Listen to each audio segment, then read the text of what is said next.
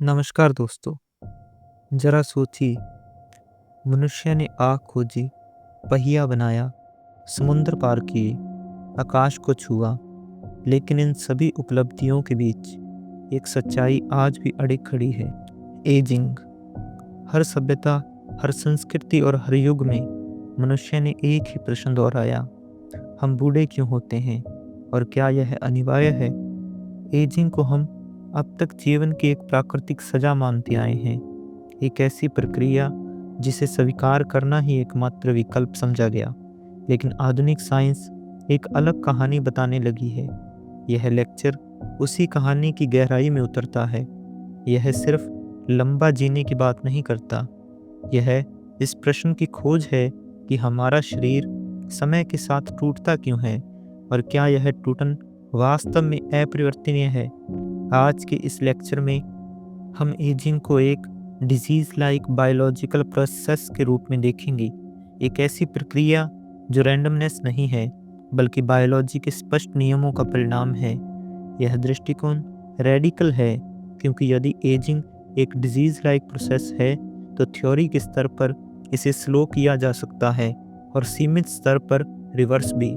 इसी विचार को साइंटिफिक आधार देने वाले वैज्ञानिकों में एक प्रमुख नाम है डेविड सिनक्लेयर का। डेविड सिनक्लेयर कोई फ्यूचरिस्टिक या फिर मोटिवेशनल थिंकर नहीं है। वह एक हार्वर्ड ट्रेंड बायोलॉजिस्ट हैं जिन्होंने दशकों तक जेनेटिक्स, एपिजेनेटिक्स और लॉन्जिविटी बायोलॉजी पर रिसर्च की है। उनकी किताब lifespan why we age and why we don't have to एक साहसिक दावा करती है कि एजिंग हमारे जीन्स की अंतिम नियति नहीं है। समस्या जीन्स नहीं है, समस्या इंफॉर्मेशन लॉस है।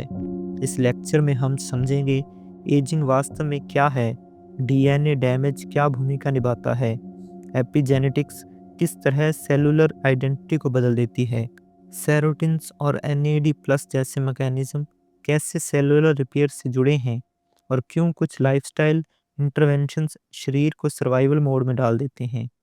लेकिन यह केवल बायोलॉजी की कहानी नहीं है, यह लेक्चर एथिक्स पर भी बात करेगा।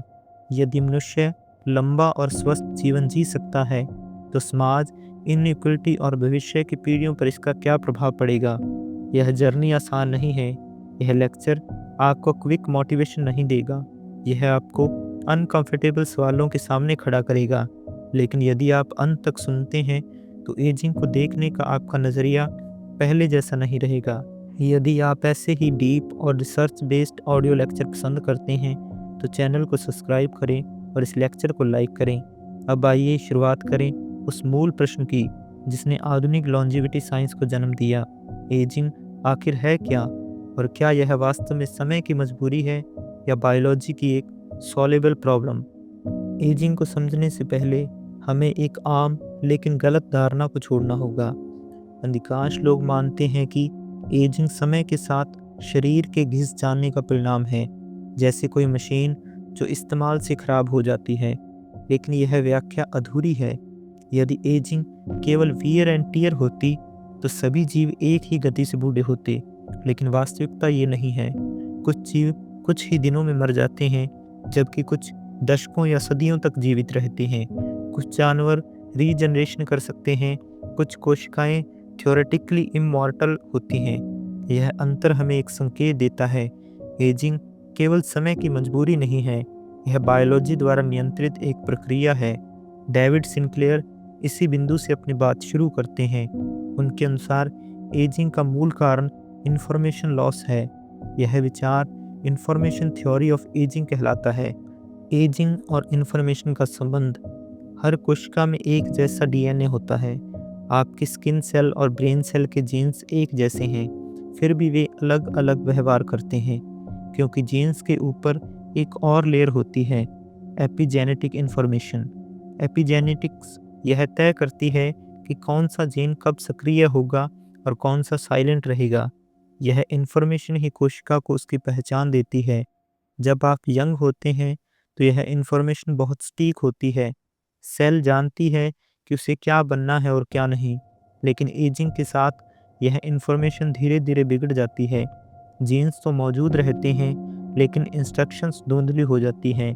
यह ठीक वैसा ही है जैसे एक पुरानी किताब जिसके शब्द धीरे धीरे मिटने लगते हैं। किताब मौजूद है लेकिन अर्थ खोने लगता है। लंबे समय तक साइंस ने माना कि एजिंग का कारण डीएनए डैमेज है। रेडिएशन, टॉक्सिन्स, मेटाबॉलिज्म, ये सब डीएनए को नुकसान पहुंचाते हैं। लेकिन सिंक्लेयर बताते हैं कि यह पूरी कहानी नहीं है। यदि डीएनए डैमेज ही मुख्य कारण होता तो शरीर इसे रिपेयर नहीं कर पाता। लेकिन रियलिटी ये है कि हमारा शरीर डीएनए रिपेयर में बहुत सक्षम है। हर दिन लाखों डीएनए ब्रेक्स होते हैं और अधिकतर ठीक भी हो जाते हैं। तो फिर एजिंग क्यों होती है? सिंक्लेयर का उत्तर है, डीएनए रिपेयर की प्रक्रिया में एपिजेनेटिक इंफॉर्मेशन डिस्टर्ब हो जाती है। जब सेल डीएनए को रिपेयर करती है तो वह टेम्परेरली एपिजेनेटिक मार्क हटाती है। समस्या तब शुरू होती है जब रिपेयर के बाद सारी इंफॉर्मेशन वापस सही जगह नहीं लौटती। यह धीरे धीरे क्यूमुलेटिव होता है। सेल अपनी आइडेंटिटी भूलने लगती है। यंग सेल को पता होता है कि वह मसल सेल है या न्यूरॉन या liver cell. Ageing cell confused हो जाती हैं। वह जीन्स एक्टिवेट करने लगती हैं जो उसे नहीं करने चाहिए। यह कन्फ्यूजन ही टिश्यू डिसफंक्शन, इन्फ्लेमेशन और डिसीज का आधार बनती है। इसलिए सिंक्लेयर कहते हैं, एजिंग एक लॉस ऑफ इंफॉर्मेशन प्रॉब्लम है, ना कि सिर्फ डैमेज प्रॉब्लम। इस थ्योरी को सपोर्ट करने वाले एक्सपेरिमेंट्स चौंकाने वाले हैं। जब साइंटिस्ट ने सेल्स में आर्टिफिशियल डीएनए ब्रेक्स बनाए, बिना जीन्स बदले, तो सेल्स ने एजिंग जैसे ट्रेट्स दिखाए। लेकिन जब वही सेल्स एपिजेनेटिक्स इंफॉर्मेशन रिस्टोर करने में सक्षम हुई तो एजिंग के मार्कर्स रिवर्स होने लगे। इसका मतलब स्पष्ट है, जीन्स इंटैक्ट रहते हुए भी एजिंग हो सकता है और इंफॉर्मेशन रिस्टोर करने पर फंक्शन सुधर सकता है। एजिंग यूनिवर्सल क्यों है? अब एक बड़ा सवाल उठता है, यदि एजिंग इंफॉर्मेशन लॉस है तो एवोल्यूशन ने इसे क्यों अलाउ किया? सिंक्लेयर यहाँ एवोल्यूशनरी लॉजिक लगाते हैं। एवोल्यूशन का उद्देश्य लॉन्जिविटी नहीं है, उसका उद्देश्य रिप्रोडक्शन है। जब तक जीव रिप्रोड्यूस कर लेता है उसके बाद मेंटेनेंस सेकेंडरी हो जाती है। Long term repair systems energy expensive होते हैं, इसलिए एवोल्यूशन ने शॉर्ट टर्म सर्वाइवल को प्राथमिकता दी, लॉन्ग टर्म परफेक्शन को नहीं। एजिंग इस ट्रेड ऑफ का परिणाम है। इस पॉइंट पर यह स्पष्ट हो जाता है कि एजिंग कोई एक्सीडेंट नहीं है, यह बायोलॉजी की डिज़ाइन लिमिटेशन है। लेकिन डिज़ाइन लिमिटेशन का मतलब यह नहीं कि इंटरवेंशन असंभव है। यदि हम समझ लें कि इंफॉर्मेशन कैसे खोती है तो थ्योरेटिकली रूप से उसे प्रिजर्व या रिस्टोर किया जा सकता है। यहीं से लॉन्जिविटी साइंस की असली यात्रा शुरू होती है। अर्थात एजिंग केवल समय के साथ टूटना नहीं है, यह सेलुलर इंफॉर्मेशन के लॉस का परिणाम है। जीन्स दोषी नहीं है, प्रॉब्लम इंस्ट्रक्शंस की है, और यदि इंस्ट्रक्शन बिगड़ सकती है तो एक दिन उन्हें ठीक करने के तरीके भी संभव हो सकते हैं।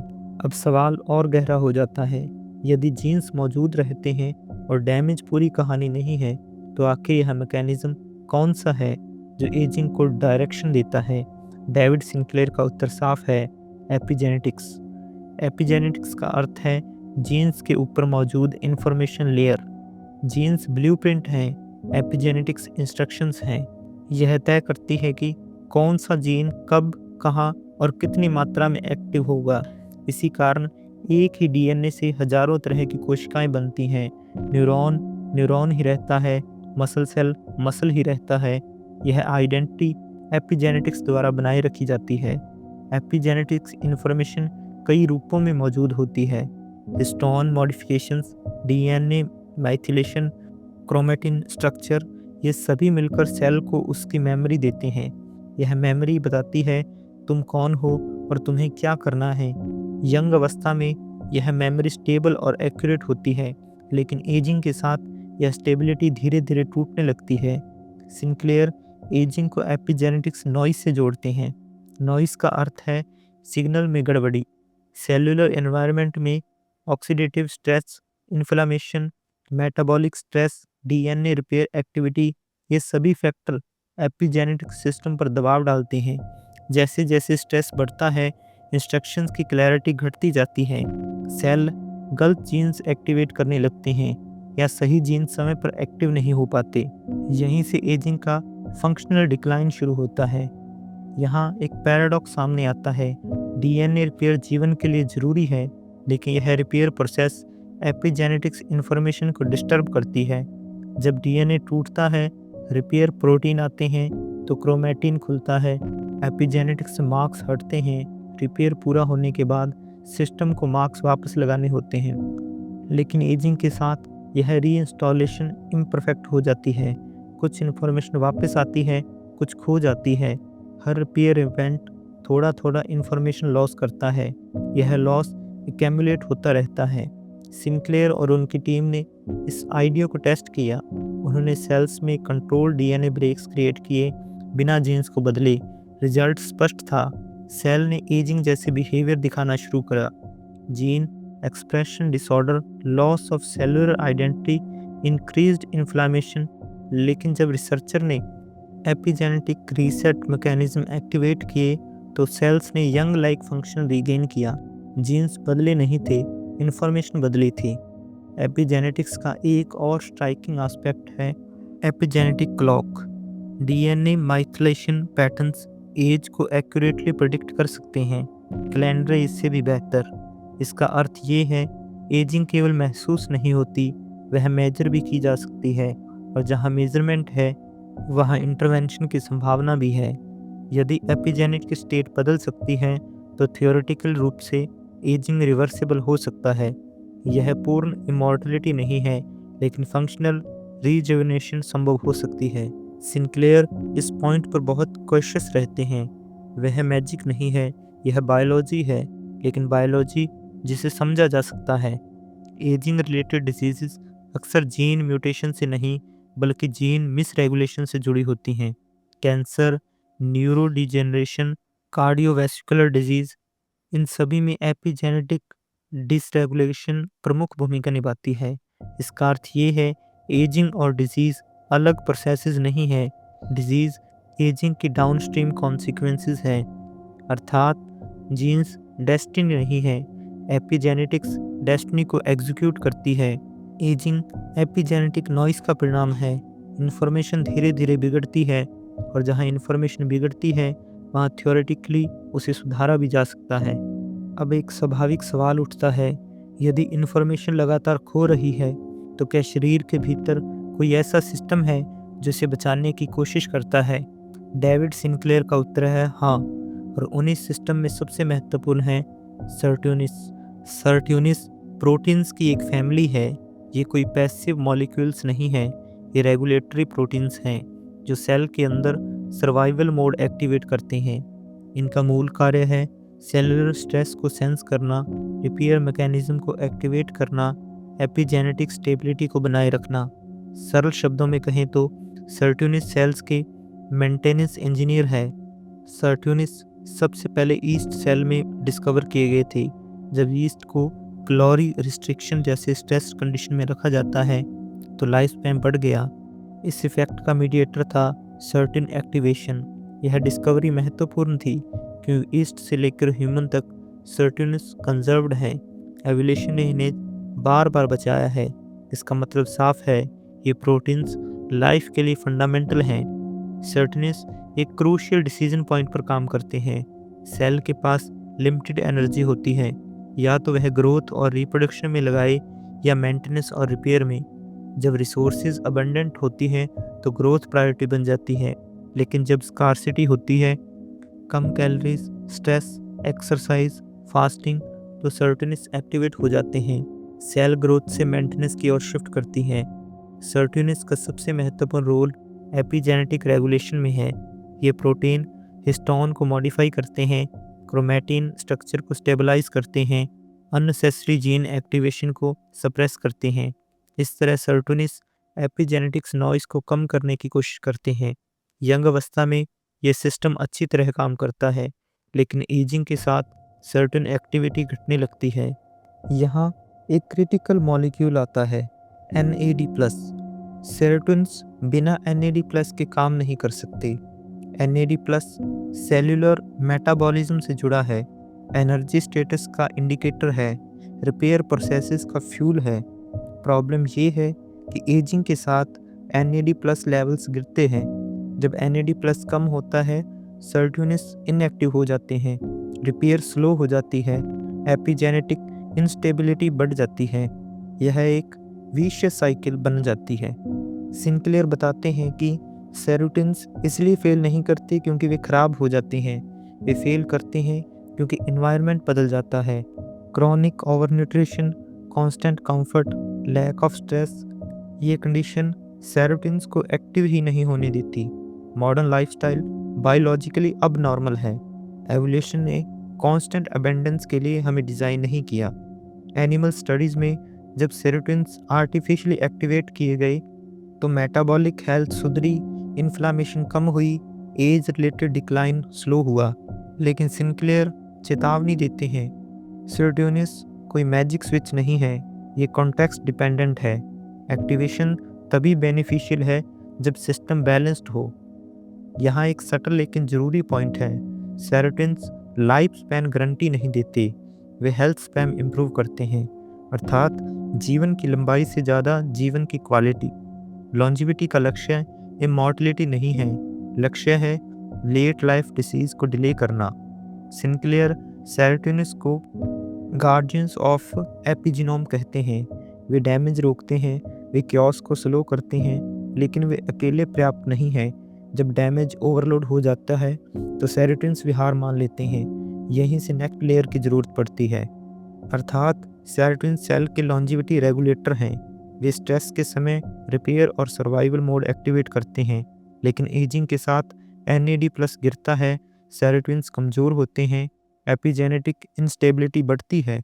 सेरोटोनिन लॉन्जिविटी के रेगुलेटर्स हैं, लेकिन वे अकेले काम नहीं कर सकते। उनकी शक्ति किसी बिलीफ से नहीं बल्कि एक मॉलिक्यूल से आती है। उस मॉलिक्यूल का नाम है NAD+। यदि सेरोटोनिन सेल के इंजीनियर हैं तो NAD+ उनका फ्यूल है। NAD का पूरा नाम निकोटिनामाइड एडेनिन डाइन्यूक्लियोटाइड है। यह कोई सप्लीमेंट नहीं है, यह कोई ट्रेंड नहीं है। NAD+ जीवन की सबसे फंडामेंटल मॉलिक्यूल्स में से एक है। हर जीवित सेल में NAD+ मौजूद होता है। यह मॉलिक्यूल एनर्जी प्रोडक्शन में भाग लेता है, मेटाबॉलिज्म को रेगुलेट करता है, DNA रिपेयर प्रोसेसेस को सपोर्ट करता है, सेरोटोनिन और रिपेयर एंजाइम्स को एक्टिवेट करता है। सरल शब्दों में NAD+ बिना जीवन संभव नहीं है। सेलुलर रेस्पिरेशन में NAD+ एक कैरियर की तरह काम करता है। यह इलेक्ट्रॉन्स को शटल करता है और ATP प्रोडक्शन को संभव बनाता है। जब NAD+ पर्याप्त होता है, एनर्जी सफिशिएंट होती है, सेल स्ट्रेस टॉलरेट कर पाती है, रिपेयर मैकेनिज्म एक्टिव रहता है। जब NAD+ कम होता है, एनर्जी क्राइसिस शुरू हो जाती है, मेंटेनेंस बंद होने लगती है, सर्वाइवल मोड फेल हो जाता है। एजिंग की शुरुआत यहीं से तेज होती है। डेविड सिंक्लेयर बताते हैं कि NAD+ का डिक्लाइन एक्सीडेंटल नहीं है, इसके पीछे कई इंटरकनेक्टेड कारण हैं। पहला कारण है chronic DNA damage. DNA damage repair करने के लिए PARPS एंजाइम्स एक्टिवेट होते हैं। ये एंजाइम्स NAD+ कंज्यूम करते हैं। जैसे जैसे डैमेज बढ़ता है, NAD+ कंजप्शन बढ़ती जाती है। दूसरा कारण है इन्फ्लेमेशन। इन्फ्लेमेटरी एंजाइम्स भी NAD+ लेवल्स को ड्रेन करते हैं। तीसरा कारण डिक्रीज्ड सिंथेसिस। एजिंग के साथ NAD+ बनाने वाले पाथवेज इनएफिशिएंट हो जाते हैं। यह एक सेल्फ रेनफोर्सिंग लूप बन जाता है। DNA डैमेज यानी NAD+ कंजम्पशन, NAD+ डिक्लाइन यानी सेरोटोनिन इनएक्टिविटी यानी पुअर रिपेयरिंग यानी कि मोर डैमेज।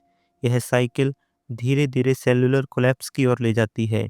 एजिंग कोई सडन इवेंट नहीं है, यह एक्यूमुलेटेड इम्बैलेंस का परिणाम है।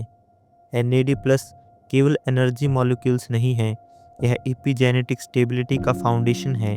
जब NAD+ लेवल्स एडुकेट होते हैं, सेरोटोनिन हिस्टोन्स को रेगुलेट कर पाते हैं, क्रोमेटिन स्टेबल रहता है, जीन एक्सप्रेशन कंट्रोल्ड रहती है।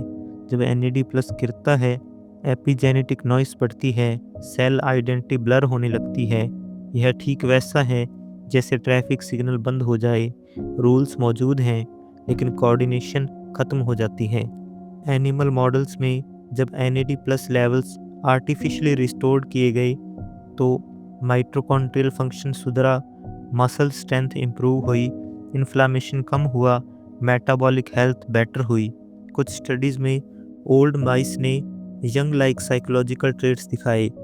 सिनक्लेयर यहाँ भी चेतावनी देते हैं, यह यूथ का इल्यूजन नहीं है, यह फंक्शनल रिस्टोरेशन है।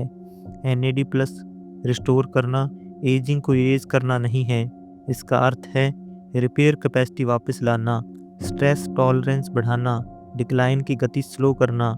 लॉन्जिविटी साइंस का लक्ष्य टाइम ट्रैवल नहीं है, लक्ष्य है डैमेज के साथ intelligent negotiation. Modern lifestyle NAD plus के खिलाफ काम करता है। Constant over reacting, lack of physical stress, disturbed sleep, ये सभी फैक्टर्स एनएडी प्लस डिप्लेशन को एक्सेलरेट करते हैं। एवोल्यूशनरी हिस्ट्री में ऐसी कंडीशन रेयर थी, इसलिए हमारा बायोलॉजी इस एनवायरनमेंट के लिए ऑप्टिमाइज्ड नहीं है। सिनक्लेयर स्पष्ट करते हैं, एनएडी प्लस कोई मिरेकल क्योर नहीं है, यह कॉन्टेक्स्ट डिपेंडेंट मॉलिक्यूल है। यदि सिस्टम क्योटिक है तो फ्यूल देने से क्योस ख़त्म नहीं होता। रिपेयर सिस्टम्स को प्रॉपर सिग्नलिंग और बैलेंस भी चाहिए। यहीं से लाइफस्टाइल और एनवायरनमेंट का रोल शुरू होता है। अर्थात एनएडी प्लस लॉन्जिविटी मशीनरी का फ्यूल है, इसके बिना सेरोटिन्स काम नहीं कर सकते। एजिंग के साथ एनएडी प्लस गिरता है, जिससे रिपेयर सिस्टम फेल होते हैं, लेकिन एनएडी प्लस डिक्लाइन समझ में आ चुका है। अब तक हमने यह समझ लिया है कि एजिंग का core mechanism information loss, epigenetic instability, serotonin decline और एनएडी प्लस डेप्लेशन से जुड़ा है। अब एक महत्वपूर्ण प्रश्न सामने आता है, यदि एजिंग अबंडेंस में तेज होता है तो स्कार्सिटी के समय शरीर अलग तरह से क्यों बिहेव करता है? डेविड सिनक्लेयर का उत्तर है, एवोल्यूशनरी बायोलॉजी में छिपा है। एवोल्यूशन का उद्देश्य कंफर्ट नहीं है, उसका उद्देश्य सर्वाइवल है। हमारे बायोलॉजी स्कार्सिटी के लिए तैयार हुआ है। भूख, ठंड, फिजिकल एफर्ट, इन्फेक्शन, ये सभी एवोल्यूशनरी प्रेशर्स थे। इन परिस्थितियों में जीव को रिपेयर और मेंटेनेंस पर ध्यान देना पड़ता था। ग्रोथ सेकेंडरी हो जाती थी। जब शरीर सर्वाइवल स्ट्रेस महसूस करता है तो एनर्जी सेंसर्स एक्टिवेट होते हैं, सेरोटिन्स एक्टिव होता है, एनएडी प्लस यूटिलाइजेशन एफिशिएंट होता है, रिपेयर पाथवेज प्रायोरिटाइज होते हैं। यह स्ट्रेस डिस्ट्रक्शन नहीं होता, यह अडेप्टिव स्ट्रेस होता है। सिनक्लेयर इसे कहते हैं हार्मोसिस, छोटा स्ट्रेस बड़ा लाभ। कैलोरी रिस्ट्रिक्शन लॉन्जिविटी साइंस का सबसे पुराना ऑब्जर्वेशन है। जब एनिमल्स को कम कैलोरीज दी जाती है लेकिन मेल न्यूट्रिशन नहीं होती तो लाइफ स्पैन बढ़ता है, डिसीजेज डिले होती हैं, मेटाबॉलिक एफिशिएंसी सुधरती है। इसका कारण स्टारवेशन नहीं है, इसका कारण सेरोटिन्स और एएमपी की एक्टिवेशन है। बॉडी को लगता है रिसोर्सेज लिमिटेड हैं, मेंटेनेंस मोड चालू करो। इंटरमिटेंट फास्टिंग एक स्पेसिफिक मेटाबॉलिक शिफ्ट क्रिएट करता है। बॉडी ग्लूकोज बर्निंग से फैट बर्निंग की ओर जाती है। इस शिफ्ट में एनएडी प्लस लेवल्स राइज करते हैं, सेलुलर क्लीनअप एक्टिव होता है, माइटोकॉन्ड्रियल एफिशिएंसी सुधरती है। यह मॉडर्न ट्रेंड नहीं, यह एंशिएंट बायोलॉजिकल रिस्पॉन्स है। एक्सरसाइज एक पैराडॉक्स है, यह डैमेज करता है माइक्रोटियर्स, ऑक्सीडेटिव स्ट्रेस, मेटाबॉलिक लोड, लेकिन कंट्रोल डैमेज रिपेयर मैकेनिज्म्स को एक्टिवेट करता है। Result strong tissues, better metabolism, enhanced repair capacity. Exercise ageing को इरेज नहीं करता, यह रिपेयर मशीनरी को शार्प करता है। कोल्ड एक्सपोजर और हीट स्ट्रेस भी सर्वाइवल सिग्नल्स हैं।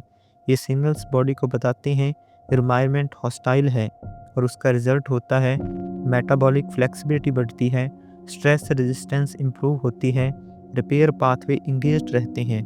कंफर्ट बायोलॉजिकली डिफ़ॉल्ट नहीं है, मॉडर्न लाइफ बायोलॉजिकली अननेचुरल है। Constant food, climate control, minimal physical stress, body को लगता है रिसोर्स इनफिनाइट है और रिजल्ट होता है ग्रोथ पाथवे हमेशा ऑन रहते हैं, रिपेयर पाथवेज इडल रहते हैं। Over time information loss accelerate होता है, एजिंग तेज हो जाती है। सिनक्लेयर एक ज़रूरी डिस्टिंक्शन करते हैं, स्ट्रेस ज़रूरी है लेकिन क्रॉनिक स्ट्रेस डिस्ट्रक्टिव है। अडेप्टिव स्ट्रेस एजिंग को स्लो करता है, क्रॉनिक स्ट्रेस एजिंग को एक्सेलरेट करता है। लॉन्जिविटी बैलेंस का खेल है, एक्सट्रीम्स का नहीं। लाइफस्टाइल इंटरवेंशंस लॉन्जिविटी की फाउंडेशन है, लेकिन वे अकेले सफिशिएंट नहीं हैं। They slow decline, they don't rewrite destiny. Biology multi layered है, अर्थात सर्वाइवल स्ट्रेस लॉन्जिविटी मशीनरी को एक्टिवेट करता है, कंफर्ट बायोलॉजी का दुश्मन है, कंट्रोल्ड स्ट्रेस रिपेयर बढ़ाता है, एजिंग स्लो करता है। अब प्रश्न स्वाभाविक रूप से आगे बढ़ता है, यदि एजिंग मैकेनिज्म है तो क्या उन्हें उल्टा किया जा सकता है, या कम से कम क्या डिक्लाइन को पीछे की ओर मोड़ा जा सकता है? डेविड सिंक्लेयर इस प्रश्न का उत्तर न तो फैंटेसी में देते हैं न ही पेसिमिज्म में। उनका उत्तर है partial reversibility under strict biological rules. सबसे पहले एक भ्रम को हटाना जरूरी है। एजिंग रिवर्सल का अर्थ यह नहीं है कि समय पीछे चले, शरीर टीनेजर बन जाए, मृत्यु समाप्त हो जाए। लॉन्जिविटी साइंस इमॉर्टलिटी की बात नहीं करती, यह फंक्शनल रिजुविनेशन की बात करती है, अर्थात सेल्स और टिश्यूज अपने यंग लाइक फंक्शन को कुछ हद तक रीगेन कर सकें। यहाँ एक रेवोल्यूशनरी कंसेप्ट सामने आता है, सेलुलर रीप्रोग्रामिंग। साइंटिस्ट ने पाया है अडल्ट सेल्स को एम्ब्रोनिक लाइक स्टेट में बदला जा सकता है। जीन्स नहीं बदले जाते, इंफॉर्मेशन बदली जाती है। यह डिस्कवरी बताती है सेलुलर आइडेंटिटी फिक्स्ड नहीं है, यह प्लास्टिक है। स्पेसिफिक ट्रांसक्रिप्शन फैक्टर्स सेल्स की एपिजेनेटिक स्टेट रीसेट कर सकते हैं। जब इन्हें एक्टिवेट किया गया, सेल्स ने एजिंग मार्कर खो दिए, जीन एक्सप्रेशन यूथफुल पैटर्न की ओर लौटे। लेकिन यहाँ एक खतरा भी है, कंप्लीट रीप्रोग्रामिंग। कैंसर रिस्क बढ़ सकता है, लॉस ऑफ आइडेंटिटी कॉज कर सकता है। इसलिए सिंक्लेयर पार्शियल रीप्रोग्रामिंग पर जोर देते हैं। पार्शियल रीप्रोग्रामिंग का उद्देश्य है इंफॉर्मेशन स्टोर करना, आइडेंटिटी मिटाना नहीं।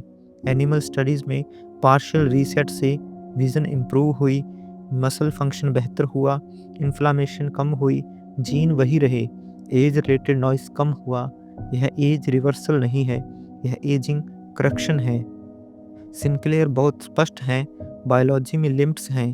सेवरली डैमेज टिश्यूज पूरी तरह रिस्टोर नहीं हो सकते। स्टेम सेल पूल्स फाइनाइट होते हैं। कैंसर रिस्क हमेशा मौजूद रहता है। एजिंग को रिवर्स करने की कोशिश सटीकता मांगती है, अग्रेशन नहीं।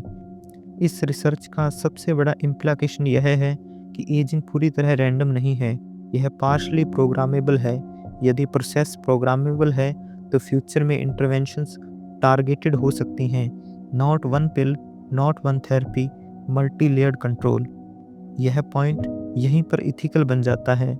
यदि एजिंग रिवर्सिबल है, एक्सेस किसे मिलेगा, इनइक्वलिटी बढ़ेगी या घटेगी, सोसाइटी कैसे अडेप्ट करेगी? साइंस यहाँ न्यूट्रल नहीं रह सकती। लॉन्जिविटी केवल बायोलॉजिकल क्वेश्चन नहीं है, यह सोशल कॉन्ट्रैक्ट का प्रश्न है। सिंक्लेयर एक स्ट्रॉन्ग वार्निंग देते हैं, एजिंग रिवर्सल साइंस इन्फेंसी में है, ओवर हाइपिंग डेंजरस है, प्रीमेच्योर एप्लीकेशन हार्मफुल हो सकती हैं, ट्रस्ट डिस्ट्रॉय कर सकती हैं। लॉन्जिविटी साइंस पेशेंस मांगती है, अर्थात एजिंग थ्योरेटिकली रिवर्सिबल है लेकिन प्रैक्टिकली कंस्ट्रेंट। रिवर्स का अर्थ आइडेंटिटी इरेज करना नहीं, इन्फॉर्मेशन रिस्टोर करना है। साइंस पॉसिबिलिटीज़ दिखा रही हैं लेकिन बाउंड्रीज के भीतर, अर्थात एजिंग को मैनिपुलेट करने की संभावना सामने आती है। यह विषय केवल साइंस का नहीं रहता, यह सोसाइटी का प्रश्न बन जाता है, यह एथिक्स का प्रश्न बन जाता है, यह मानव भविष्य का प्रश्न बन जाता है। डेविड सिंक्लेयर इस बिंदु पर जानबूझकर धीमे और सावधान हो जाते हैं। एजिंग को स्लो या पार्शली रिवर्स करना सिर्फ एक व्यक्ति का पर्सनल अपग्रेड नहीं है। यदि कोई पॉपुलेशन लंबे समय तक स्वस्थ रहती है तो उसका प्रभाव पड़ता है हेल्थ केयर सिस्टम्स पर, इकोनॉमी पर, एम्प्लॉयमेंट स्ट्रक्चर पर, इंटीग्रेशनल डायनामिक्स पर। लॉन्जिविटी एक कलेक्टिव फिनोमिना है। सबसे पहले एथिकल प्रश्न यही है, यदि लॉन्जिविटी टेक्नोलॉजी एग्जिस्ट करती हैं तो एक्सेस किसे मिलेगा? यदि ये इंटरवेंशन महंगे होंगे, कॉम्प्लेक्स होंगे या लिमिटेड होंगे तो बेनिफिट केवल प्रिविलेज्ड वर्ग तक सीमित रह सकता है। इससे बायोलॉजिकल इनइक्वलिटी पैदा हो सकती है। अमीर केवल अमीर ही नहीं, बायोलॉजिकल यंगर भी हो सकते हैं। यह सिनेरियो सोसाइटी को डिस्टेबलाइज कर सकता है। हिस्टोरिकली सोसाइटी इस एजम्पशन पर बनी है कि जीवन सीमित है, एजुकेशन, वर्क, रिटायरमेंट और डेथ। यदि हेल्थ स्पैन ड्रामेटिकली बढ़ता है तो यह स्ट्रक्चर टूट सकता है। Retirement age, career cycles, pension systems सब रीडिफाइन करने होंगे। लॉन्जिविटी केवल एक्स्ट्रा ईयर्स नहीं जोड़ती, यह लाइफ आर्किटेक्चर बदल सकती है। एक आम सा डर ये है, लंबा जीवन पॉपुलेशन एक्सप्लोजन लाएगा। सिंक्लेयर इस डर को सिंपलिस्टिक मानते हैं। लॉन्जिविटी का मतलब अधिक बच्चे नहीं, बल्कि अधिक प्रोडक्टिव ईयर्स हैं। डेवलप्ड सोसाइटीज़ में लॉन्जिविटी बढ़ने से बर्थ रेट कम हुई है। समस्या संख्या नहीं, समस्या डिस्ट्रीब्यूशन और मैनेजमेंट है। एक और सटल प्रश्न ये है, यदि मनुष्य 100 से 120 वर्ष स्वस्थ रह सकता है तो पर्पस क्या होगा? Motivation, urgency, meaning? क्या लंबा जीवन एग्जिस्टेंशियल फटीग पैदा करेगा? सिंक्लेयर का दृष्टिकोण यहाँ बैलेंस्ड है। मीनिंग समय से नहीं, स्ट्रक्चर से आता है। यदि सोसाइटी इवॉल्व होती है तो पर्पस भी इवॉल्व हो सकता है। यदि एजिंग एक डिजीज़ लाइक प्रोसेस है तो क्या इसे ट्रीट करना मॉरल ऑब्लिगेशन बन जाता है? यदि हम डिजीज़ ट्रीट करते हैं तो एजिंग को क्यों नहीं? यह क्वेश्चन एथिक्स को उल्ट देता है। लॉन्जिविटी रिसर्च डेथ के खिलाफ रिविलियन नहीं है, यह सफरिंग के खिलाफ इंटरवेंशन है। एक और कंसर्न ये है कि यदि ओल्डर जनरेशन्स लॉन्गर लिव करें तो यंगर जनरेशन की अपॉर्चुनिटीज़ कम होंगी। यह डर तभी वैलिड है जब सोसाइटी स्टेटिक हो। यदि इनोवेशन जारी रहती है तो अपॉर्चुनिटी जीरो सम नहीं होती। लॉन्जिविटी कंपटीशन नहीं है, यह कोऑर्डिनेशन चैलेंज है। सिंक्लेयर एक बार बार दोहराया गया पॉइंट रखते हैं, टेक्नोलॉजी तेजी से बढ़ सकती है, विजडम धीरे बढ़ती है। यदि लॉन्जिविटी साइंस इथिकल फ्रेमवर्क के बिना आगे बढ़ी तो डैमेज इरिवर्सिबल हो सकता है। इसलिए ट्रांसपेरेंसी, रेगुलेशन और पब्लिक डायलॉग ज़रूरी है। लॉन्जिविटी साइंस का अंतिम इम्प्लीकेशन सबसे प्रोफाउंड है। पहली बार ह्यूमंस एवोल्यूशन को पैसिवली इंड्योर नहीं करेंगे, वे उसे कॉन्शियसली गाइड कर सकते हैं। यह पावर डेंजरस भी है और ट्रांसफॉर्मेटिव भी। क्वेश्चन ये नहीं है कि हम कर सकते हैं या नहीं, क्वेश्चन ये है हम कैसे और क्या करेंगे। अर्थात लॉन्जिविटी साइंस केवल बायोलॉजी नहीं है, यह एथिक्स, सोसाइटी और फ्यूचर डिज़ाइन का विषय है। एजिंग को मैनिपुलेट करना रिस्पॉन्सिबिलिटी के बिना नहीं हो सकता। इस पूरे लेक्चर के दौरान हमने एजिंग को एक अलग नज़र से देखा, एक इनएविटेबिलिटी की तरह नहीं, बल्कि एक बायोलॉजिकल प्रोसेस की तरह। हमने समझा कि एजिंग समय का अंधा परिणाम नहीं है, केवल जीन्स की गलती नहीं है और न ही सिर्फ डैमेज का एक्यूमुलेशन है। एजिंग इन्फॉर्मेशन की धीरे धीरे बिगड़ने की कहानी है। हमने देखा एपिजेनेटिक इन्फॉर्मेशन सेलुलर आइडेंटिटी को बनाए रखती है। जब यह इन्फॉर्मेशन डिस्टर्ब्ड होती है तो सेल कंफ्यूज्ड हो जाती हैं। यही कन्फ्यूज़न एजिंग की जड़ है। हमने जाना कि सेरोटिन जैसे सिस्टम इस कयास को रोकने की कोशिश करते हैं। NAD+ जैसे मॉलिक्यूल्स रिपेयर मशीनरी को फ्यूल देते हैं। सर्वाइवल स्ट्रेस मेंटेनेंस मोड को एक्टिवेट करता है। एजिंग एक्सीडेंटल नहीं है, यह रेगुलेटेड डिक्लाइन है। और यदि कोई प्रोसेस रेगुलेटेड है तो वह पूरी तरह अनटचेबल नहीं होती। साइंस ने दिखाया कि सेलुलर आइडेंटिटी को आंशिक रूप से रिस्टोर किया जा सकता है, लेकिन यहाँ एक बहुत ज़रूरी क्लैरिटी है। लॉन्जिविटी का अर्थ इमॉर्टलिटी नहीं है, यह मृत्यु के खिलाफ युद्ध नहीं है। लॉन्जिविटी साइंस जीवन को अंतहीन बनाने की कोशिश नहीं कर सकती, यह जीवन को कम बीमार, कम कमज़ोर और अधिक डिग्निफाइड बनाने की कोशिश है। पहली बार मानव इतिहास में हमारे पास एजिंग को समझने की पावर है, लेकिन पावर के साथ रिस्ट्रेंट जरूरी है। हर संभव चीज़ हर समय की जानी चाहिए, यह आवश्यक नहीं है। लॉन्जिविटी साइंस स्पीड नहीं, विजडम मांगती है। यदि एजिंग को मैनिपुलेट किया जा सकता है तो यह केवल बायोलॉजिकल अचीवमेंट नहीं होगी, यह मॉरल टेस्ट होगा। यह टेस्ट करेगा हम फेयरनेस को कैसे डिफाइन करते हैं, हम एक्सेस को कैसे रेगुलेट करते हैं, हम फ्यूचर जनरेशन के लिए क्या छोड़ते हैं। टेक्नोलॉजी बिना एथिक्स के प्रोग्रेस नहीं, क्याओस बन जाती है। एजिंग अब केवल डिक्लाइन नहीं होती, यह फीडबैक है। यह शरीर का संकेत है कि मेंटेनेंस को प्रायोरिटी चाहिए। यदि हम सिग्नल को समझें तो इंटरवेंशन संभव है, यदि हम इग्नोर करें तो डिक्लाइन तेज हो सकता है। इस लेक्चर का अंतिम प्रश्न ये नहीं है कि हम कितना लंबा जी सकते हैं। अंतिम प्रश्न ये है, क्या हम अधिक वर्षों के साथ अधिक जिम्मेदारी भी संभाल सकते हैं? क्या हम लॉन्गर लाइफ को बेटर लाइफ में बदल सकते हैं? एजिंग को समझना जीवन को चुनौती देना नहीं है, यह जीवन को अधिक सम्मान देना है। यदि साइंस हमें पीड़ा कम करने का रास्ता दिखाती है, तो उस रास्ते पर धीरे सोच समझकर चलना हमारी कलेक्टिव जिम्मेदारी है। यह लेक्चर कोई फाइनल आंसर नहीं है, यह एक इनविटेशन है सोचने के लिए, समझने के लिए और जिम्मेदारी के साथ आगे बढ़ने के लिए। धन्यवाद।